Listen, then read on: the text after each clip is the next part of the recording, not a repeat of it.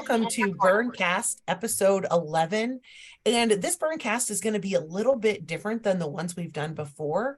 This BurnCast is going to focus on meeting our nurse practitioners so you can get to know them a little bit better. You guys have already met Liz, Weibel, and Ann on all of our other BurnCasts, but today we have Joe and Catherine, who are a big part of our trauma and burn team.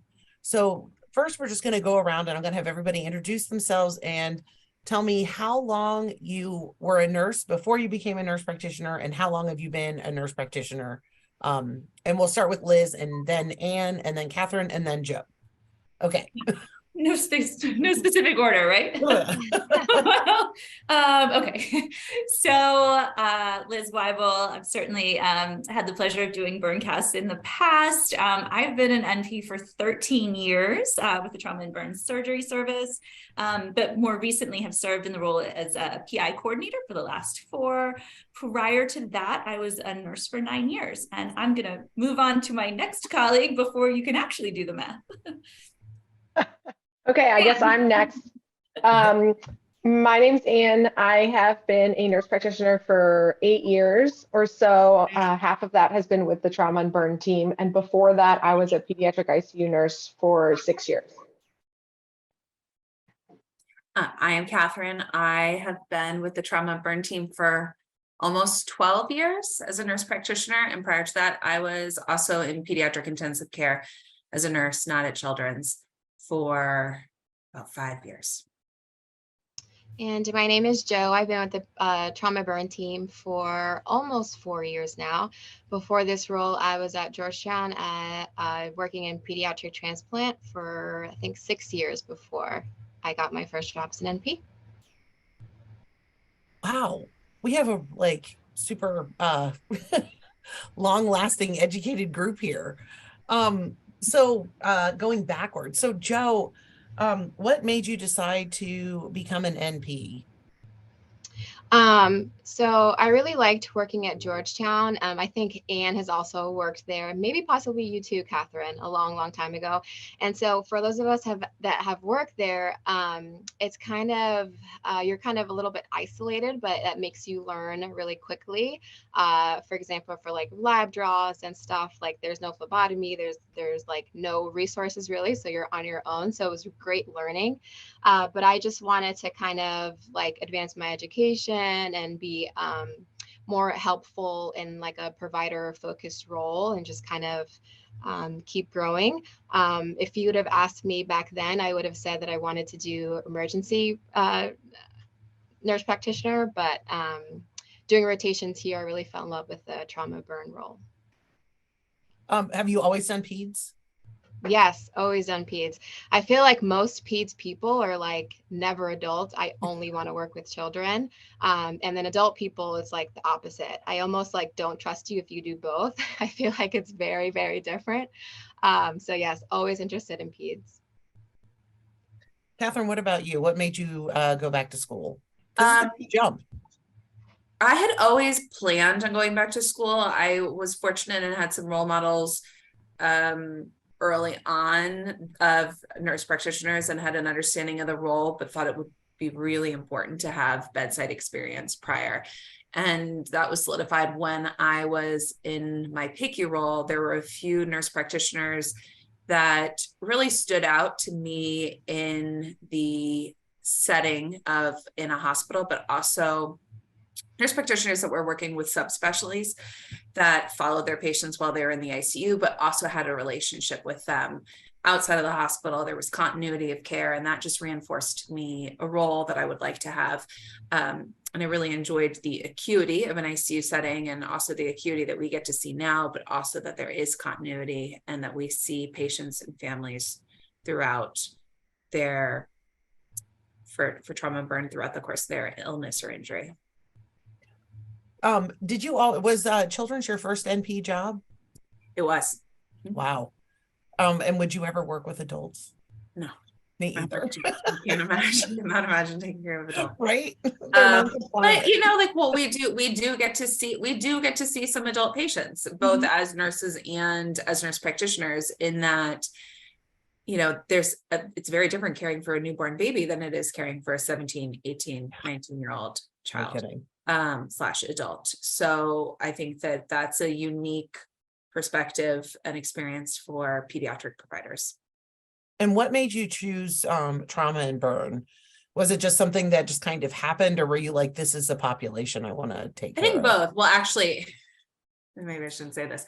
I did a medical mission when I was in high school, and they were trying to figure out where I was going. And I remember saying, I don't want to do burns.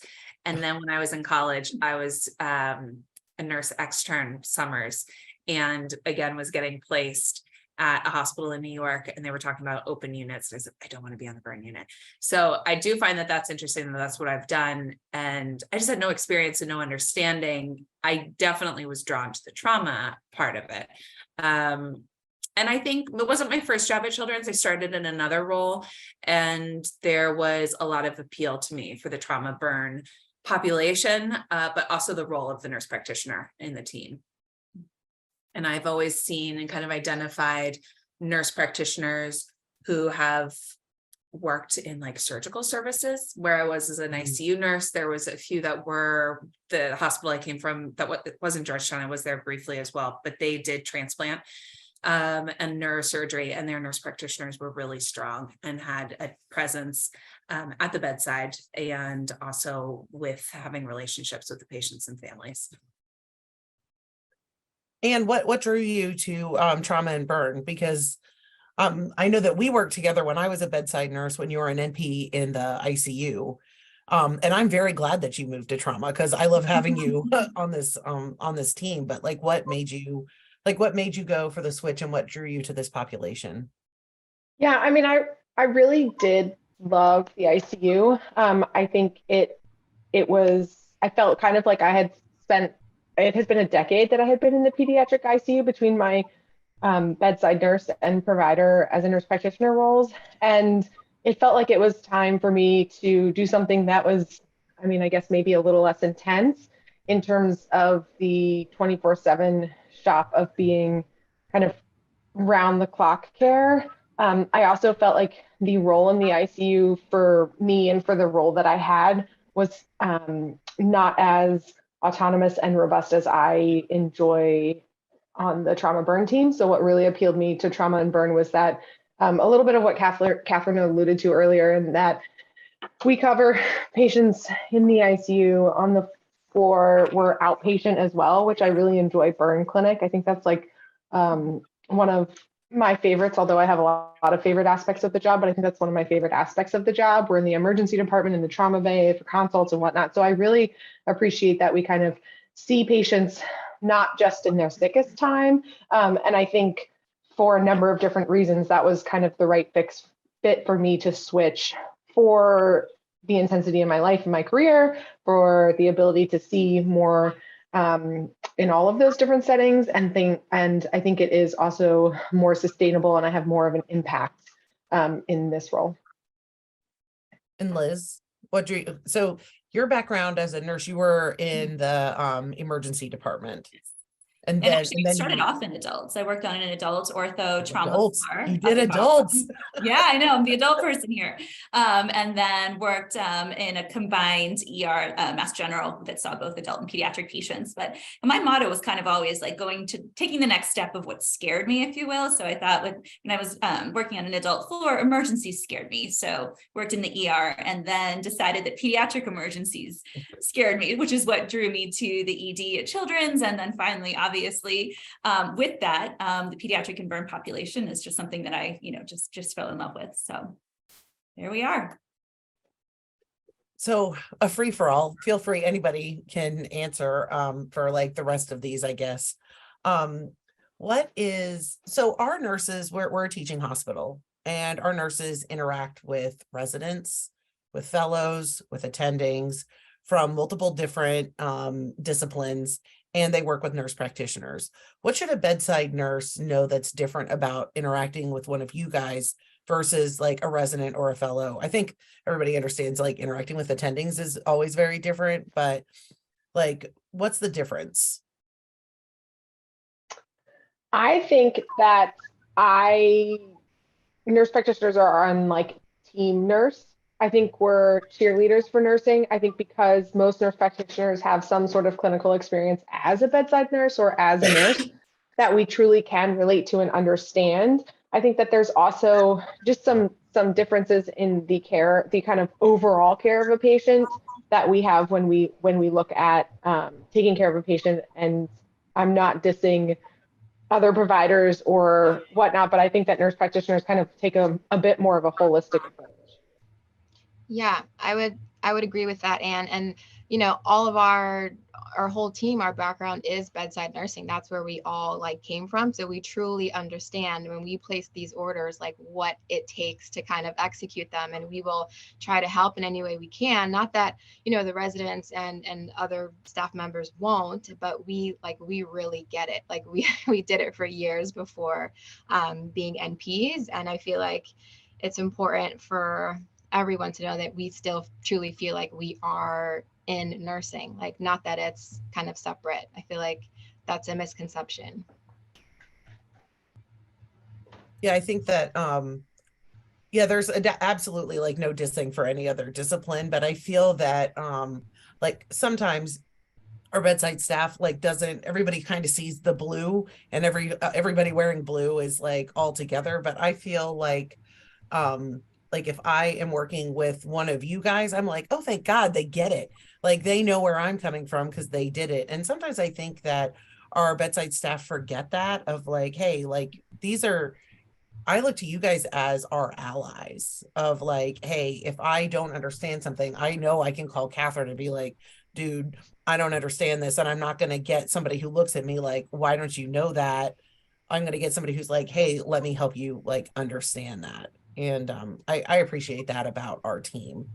I think that and also for our physician colleagues, I just think that our experience in that we kind of can speak both languages for nursing and more of the medical side, but also we factor that in for a lot of our decision making. It's really easy to say this is what needs to be done, but considering what that actually looks like for the nurses, for the patients, for the families, the practicality of that, yeah, how practical it is, what's really going to work, what is sustainable, and what is going to get us the best outcome. So I think that experience is unique. And we know this population inside and out. That's all we do. All we do is trauma and burn. So if family members have questions, if, you know, even patients have questions, again, I mean, I think we can all speak very, very much to, you know, procedures and outcomes and things like that. So please don't, if families have any questions, we are happy to address those. So I think, is our model here at Children's different than other hospitals where the nurse practitioners see ICU patients and floor patients and clinic patients? Like, do all nurse practitioners, or are we special? I don't know. It depends on the I think service. it depends on, yeah, I was going to say the same thing, the service and where the patients are located. I mean, because generally you guys run the trauma and burn clinic. I mean, most of the time it's just you with the patient. So you do like all of that follow up, and you see these kids like especially for our burn patients, like months down the line. Yeah, I think that is also something that maybe sometimes people don't understand when it comes to doing the hands-on care in clinic. It is us. So the same things that nurses are doing or families are doing when it's patients in clinic, we're the ones doing it. What would be like one thing that for any nurse that interacts with our team, and I'm going to ask each one of you this one, what is one thing that you would want the bedside nurse to know about, like when interacting with the burn and trauma team, and not just necessarily with like you guys as nurse practitioners, but like as with the team in general? I feel like what I have to say is more specific to our team. Okay.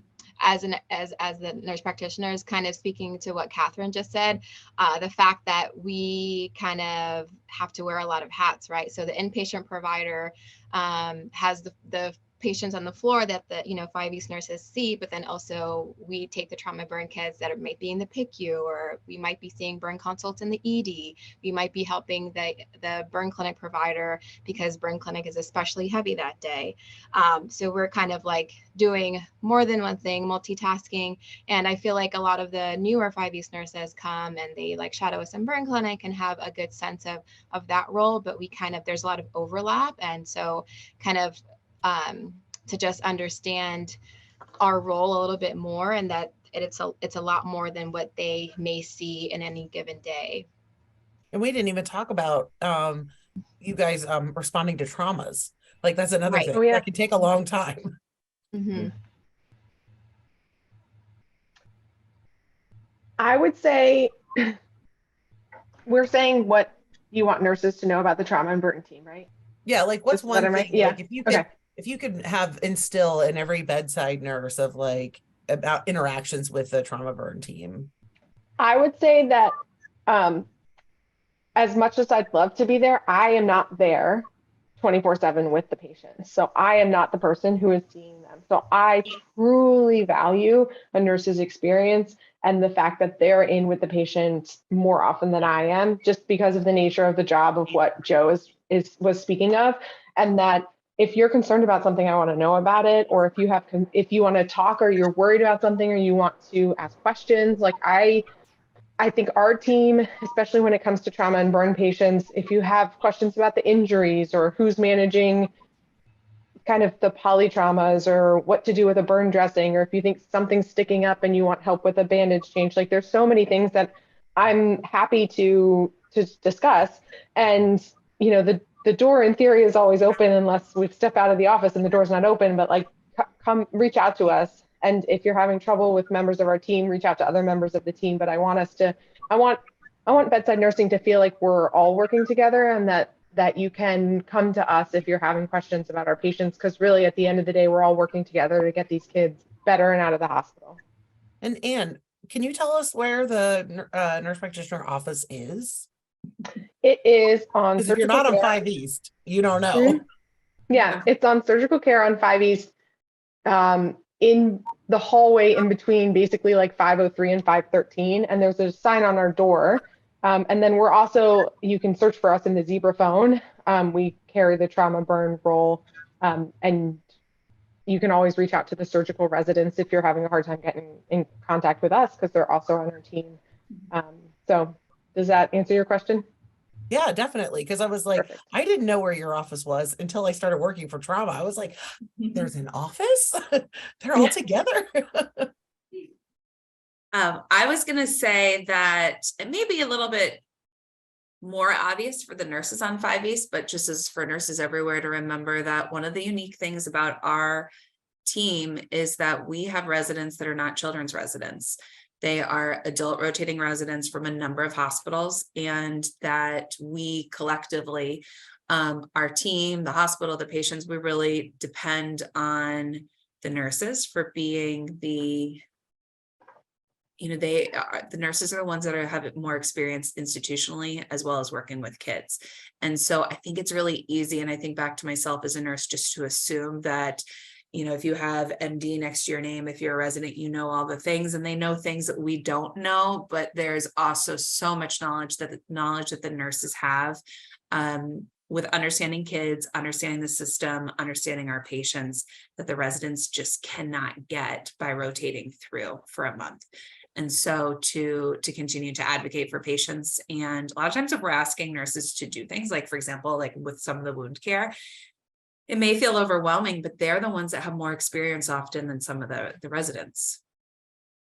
That's a huge point of something. And I remember when I was a new nurse in the PICU here, and I was terrified, as I should be, as a brand new nurse in a ICU taking care of like life and death situations.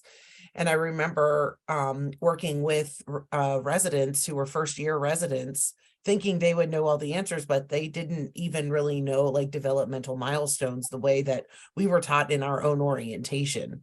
So I think it's a good thing to remember, like, and I like the way you said, like, institutional knowledge of like how things work, and also just the pediatric patient in general. even for meds, and how quickly things can go awry if somebody who's ordering those meds doesn't know necessarily the pediatric dosing. Mhm. Liz? Or thinking about like, liquid versus pills, or pre-medicating something that you might not pre-medicate an adult for. Maybe we should pre-medicate a child, how to talk to a child.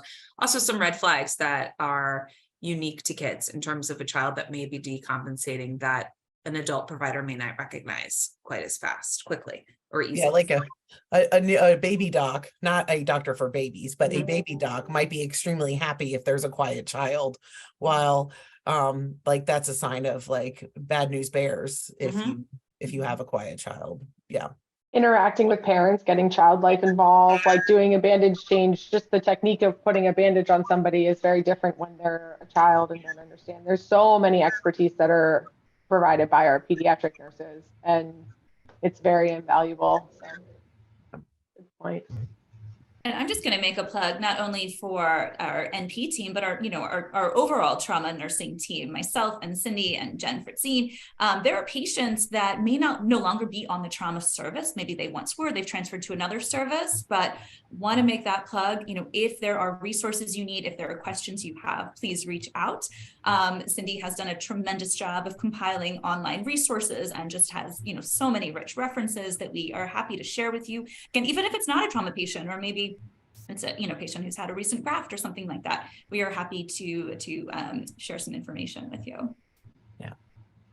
And while I have all of you here, I would love to talk a little bit about facial care for burns. I feel like that's one of the things that has continued to be like one of those like scary things that even like experienced nurses don't feel comfortable with. It is overwhelming, and it can be scary, but we can do this, and we can help you do it. It's just like how do we get there? And so Joe, why do you think that facial care can be so scary?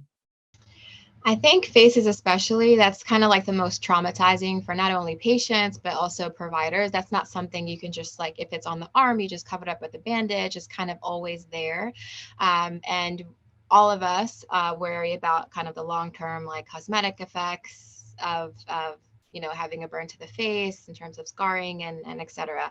And also the face is kind of the most dramatic. You have that great blood supply, but then when you're cleaning the face, it could be especially bloody.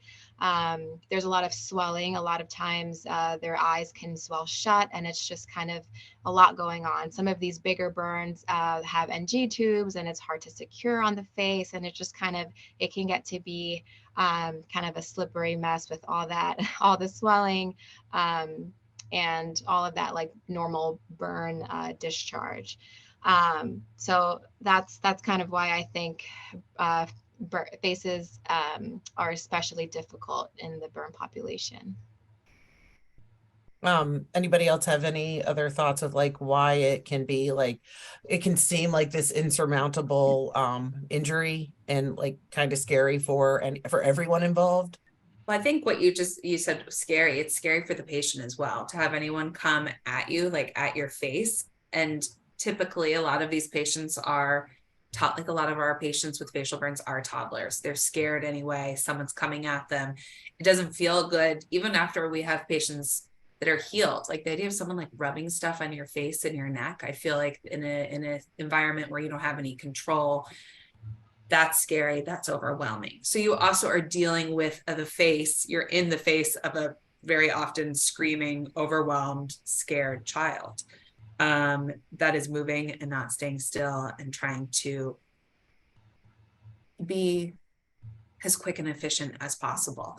But it's incredibly overwhelming. And I will talk to parents about that in clinic and in the hospital. Asking a family to do that is a lot.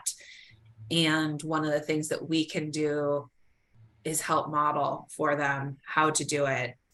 It does get better. It is, we have the, I don't want to say the luxury, we have the experience and we see the outcomes and see how well these heal. But in the beginning, for all the things Joe mentioned, it's incredibly overwhelming and looks horrible. What happens if, so say, So facial burns, they need to be cleaned a minimum of once or twice a day. It depends on the location of the burn. If it's covered with a bandage, which some areas of the face and scalp you can cover with a bandage, we generally change it once a day. If it's open to air, we do cleaning and treatments at least twice a day. And so Okay. that can also be kind of challenging in that you can't have a long acting bandage on your nose. So there's a higher frequency of dressing change or burn care. So let's say that we have a patient with just burns to like the front of their face that has no dressing, that it's, just Aquaphor, and say that that doesn't get cleaned for 24 hours. What happens to the burn when it's not cleaned? And like the exudate isn't wiped off and you don't put fresh stuff on, like what happens? I think that it's important, and this is a differentiation that's a little tricky. So we say we want it cleaned maybe twice a day, but we also want to make sure it's kept moist, because if it's moist, it's going to help it heal better. So what is going to happen if it's not being cleaned, if it's not being kept moisturized, is that there's more of a risk of infection. It can slow the healing down, and it can also make the subsequent care more difficult. And if you think about every time you're getting rid of that exudate that builds up the most, we often will say, the swelling and the drainage is the most in the first like 3-5 days. That is building up, that is creating like almost a scab or a pseudo eschar that the body's not going to recognize and doesn't think it should be there. So it is helping it heal faster. It's making it easier to clean each time versus having it build up. And often, and that's where I sometimes will say to parents who come in, for example, to burn clinic, like, let us really get a good clean, get to a fresh, like a clean start, fresh slate, and then try to stay ahead of it. So the consequences of not doing this care twice a day they're bad. Like an infection, that's bad. Not healing, that's bad. The body not like scarring, that's bad. So this is like the facial cleaning and changing that dressing or wiping off the old goo and the old gross stuff that grew, and like not doing it. It's really important. So what could one of you briefly go through, like, what are the basic steps of cleaning a face? And we're going to say a face with just like Aquaphor on it, not like a not Xeroform or anything else, no bandages. I think one of the biggest things that I like to highlight when it comes to facial care is, and one of the easier ways to do it is to use some sort of soak. So if you're trying to get what is ointment that was applied 8 to 12 hours earlier cleaned off instead of just scrubbing at it, or it's going to be a bit more abrasive, let it sit with either a warm soapy washcloth with soap and water, or sometimes we use Vash, and let it sit for 10 minutes if the patient will tolerate it.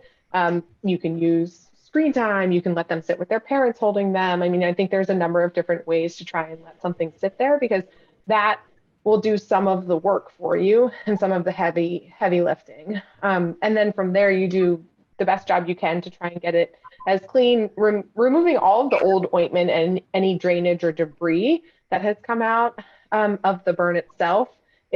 Old Aquaphor can kind of congeal a little bit or scab a little bit with the serous exudate that comes out of a burn. And so trying to get all of that off before applying more ointment. Are they as using, Joe spoke of earlier, you may have some bleeding. So just being mindful of that. It's normal. Are they using saline with 4x4s or wound cleanser with, like, what are they supposed to be like wiping, like once they've soaked, what are they wiping with? I think the most comfortable thing for patients is warm soap and water. With what? With like Johnson & Johnson or some other baby soap. Okay. Just like a very gentle, mild soap. Dove, Johnson & Johnson, and Vino, whatever it is. At the hospital, we have Johnson & Johnson.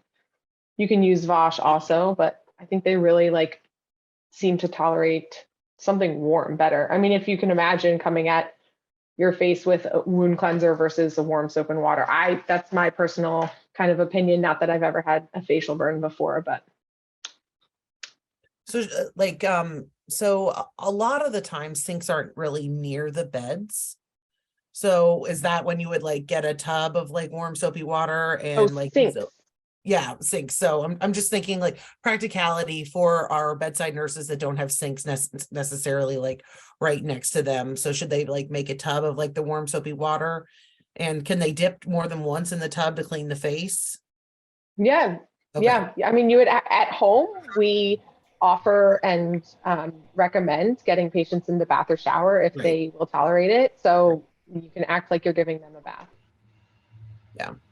And would you suggest like washcloths or 4x4s for the cleaning? Or does it, I mean, because sometimes it's nice to have like a prescriptive way of like saying like this is the best way that we found, like a washcloth with warm soapy water, and do like a nice like gentle like do you rub in a circle or do you just like wipe things away? Like which is the best?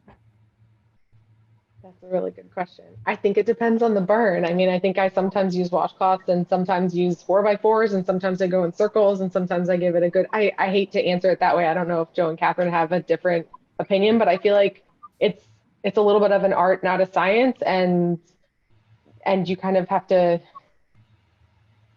find what works best for the patient and for the provider. Yeah, sometimes I'll even take baby soap directly, not even diluted, as like a gel, and putting it on and start rubbing to really soften things up. And then a clean, a warm washcloth or 4x4s to wipe off. For families, we do recommend that they just use clean washcloths at home. They don't need to clean with 4x4s. We recommend clean washcloths. But I think in the hospital, more often than not, we'll use 4x4s just to keep things clean and disposable. But for families, for at home care, warm soapy water, washcloths.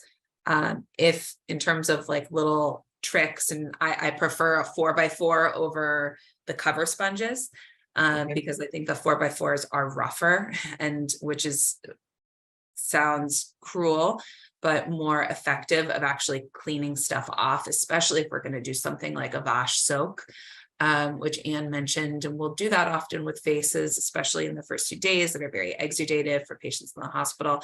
And it's most effective to soak it, not so much how much you use, but to actually soak and let it sit on there for 5-10 minutes. And I find that, especially if it's like in this region where something that you can try to secure, taking a single layer of a 4x4, soaking it, laying it over, putting a telfa on top of it and wrapping it up, and let the kids just sit there for a few minutes watching TV or having a lollipop or just any sort of distraction, and letting that do the work for you. But if it's not really exudative, it's not something that we think we really need something like Vash, which is prescription, soap and water. Sometimes I prefer soap and water over Vash. And there's no, as Anne said, it's more of an art than a science. And there's not like an absolute has to be done this way, but we want the concept of as much as possible at getting clean, old cream coming off, new cream being put on to keep it moisturized and protected. I think like sometimes like as nurses, we can overcomplicate things and make it feel like it has to be done with this, you have to use this. And like the whole art, not a science is like, it's a hard thing to explain and understand. But I think that the take home from everything that you and Anne you both said is like warm soapy water. I mean, it's like almost like if your kiddo or if your friend's kiddo or if your niece or your nephew like ran and like scraped their knee, how would you wash their knee? You would use warm soapy water. I mean, and then rinse it off. And then, I mean, obviously we're not going to be like trying to scrape away a scab on a knee, but new stuff can't grow if the old yucky exudate is just like hanging out there. Joe, what do you think? Any Yeah, I like, agree with tips and tricks? I agree with everything that's being said. I just don't want it kind of is a little bit confusing, but sometimes we will specify Vash instead of soap and water.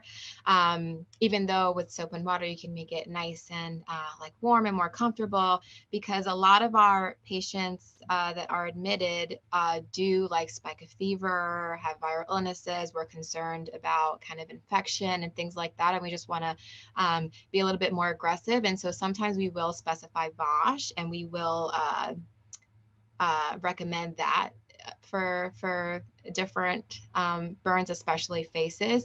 So it kind of depends, and I hate to confound everything, but it really does depend on the clinical picture. But the concept of soaking first, trying to kind of exfoliate and take away all of the old exudate and all that buildup remains the same across the board. One of the, to piggyback on that, one of the things that nurses will probably see for patients that are admitted, and that we will tell families often in burn clinic, is that burn dressings and what we're using and what our recommendations are change. And yes, some of our patients have the same course from start to finish, but more of our larger burns, more complicated burns, deeper burns, those patients go through several different types of dressings before they're fully healed. So someone may start with Vash in the beginning when they have big, open, heavily exudative wounds, things that we're worried might need further like debridement or that are potentially infected. So we may be using Vash, and then we may back off to just soap and water as it's beginning to either it is healed or as it is healing. So those orders, in addition to also what we're putting on as dressings, will often change during a patient's admission. I think that's so important for everyone to hear, is that like the burn is changing, so the care changes, and what it was 2 days ago may not be what it is now. And with that, thank you guys so much for doing this. I think it's like great for like our staff to like get to know you guys a little bit better and realize that you literally are the cheerleaders for nursing, and that there's a wealth of experience, and we're all in this together. And just a reminder of like how important facial care is. So what I do at the end of all of these is I'm going to ask you what your most important take-home point is from today. And it can be about anything. And Anne, since you've done this a million times, you're going to go first. Okay. My most important take-home today, I think, is please reach out to our team if you have questions or concerns. We've discussed the location of our office. We have Zebra phone contact. We have an email address. Like, just let us know if there's something that you really want to talk to our team about, because we are here for our patients and we are here to support nurses. That's great. Joe? Yeah, I don't want to copy Ann, but just that our door is always open, and we are all on the same team. I think nurses should always be empowered to like trust your gut, and come grab us if we're available. If not, get another member of our team. If it's like overnights and weekends, get the resident. If you're not satisfied with, how that provider is handling things, feel empowered to go up the chain and get help. Because, trust your gut. You have experience, you know when something doesn't look right. And, our trauma burn population, these kids can get very sick very quickly. And no one is going to get mad at you for being concerned. And Catherine, bring us home. Oh, they've hit the top, the big ones for me. And along those lines of like the facial care and what we were talking about, nurses having this experience and not being intimidated, is that they are really, for the patients who are admitted or, in the hospital, they're the starting point of education and teaching families. And each time we are there, we would, try to teach the families. We're also trying to teach the nurses if they have questions about it, but then they can continue that throughout the patient's hospitalization to get them up and going. So whether it's a patient in the ICU, patient on the floor, the patient in the ER, there's a lot of information coming at them. And I think that nurses, a lot of them know more than they may realize in terms of care, and being able to understand some of the things that may have been not overlooked, but families are getting a lot of information at once. And so one of the things that is unique with burn care, it is a combination of, a lot of our patients have immediate medical needs, but this is also nursing care that's going to continue at home. So if nurses can feel empowered to start that process and start teaching early, I think it will improve outcomes and satisfaction for everyone. All right. Can I say one more thing? Yes. I'll take Liz's maybe, I don't know. Okay. Going back to how we mentioned a couple times that it's an art, not a science. Like, yes, we'll put in what bandage and what treatment we want, but you may even see between the three of us that we're all going to wrap a hand a different way, or we're going to wrap a head a different way, or we're going to do, one of us covers it, this part of the cheek in a different way than the other one does. Be empowered to know that there are different ways of doing things. And as long as we're kind of getting the treatment process that we want, like, it's okay if your wrap looks a little bit different than mine. Or if the bandage that a bedside nurse is doing is a family says, oh, well, that's not how that person does it. Well, the nurse before, or the nurse practitioner who sees you first, or, burns are very dynamic. So our treatment changes. The way that we do things is a little bit different. So, this is something where we have expertise and we're happy to explain to people. But as a bedside nurse, you also can feel empowered that you do have the skill set to do some of these bandage changes, and you do have the skill set to do burn care, either with us or with the parents, or, as Catherine said, being that kind of first aspect of being able to educate the family. So. Or if I put something on and it looks great and I walk out of the room, and then you have a wild and crazy toddler or even a teenager that wants to get up and move around, and you realize that looked good for a patient who is sitting still, but that's not going to work. That is right there. Like, the nurses are the ones at the bedside. And we tell families that in clinic also. We got to figure out what's going to work for you, what's going to work for, like, you as a patient and you as a parent. So nursing can 100% adapt and provide feedback also if they have things they've seen that they think has been working well for a patient or not. That's always helpful to know. And then my last take home is, if you want more information on burn facial care, BurnCast episode 3 is all about facial care and the importance and some more step-by-step instructions. So thank you guys. Also a plug, Cindy, last thing, a plug for the Get Well Network videos. Oh, really, yeah. That are a tremendous resource for nursing families. They can be watched in the hospital. They can watch them at home on YouTube, but just as a reminder for that resource. And it'll show you exactly how we tell parents how to do facial care. And I mean, you can't go wrong with that. Yeah. So, yeah. All right. Well, have a great day. Thank you guys so much for coming. Thanks, Cindy. Thanks for